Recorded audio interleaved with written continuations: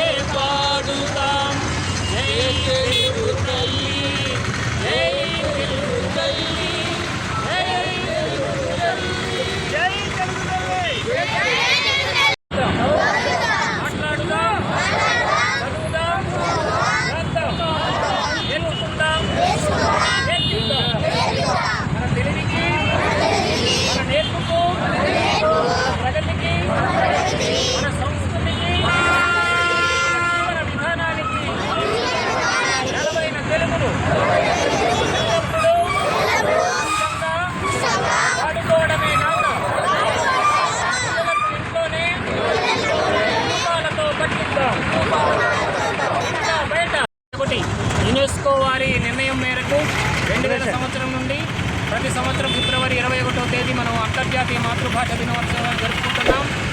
ప్రపంచంలోని అన్ని మాతృభాషలు వర్ధిల్లాలని, ముఖ్యంగా తెలుగు వారికి బుద్ధి వచ్చి మన అమ్మ భాషను కాపాడుకుంటారని ఈ 21వ తేదీ ఫిబ్రవరి 21 అంతర్జాతీయ మాతృభాష దినోత్సవం మనకు బోధిస్తుంది. తల్లిదండ్రులందరూ గమనించి మన బిడ్డలకు అమ్మ భాషను దూరం చేయకుండా ఉంటారని మీ అందరి పాదాలు పట్టుకుని అర్థిస్తున్నాం. ధన్యవాదాలు.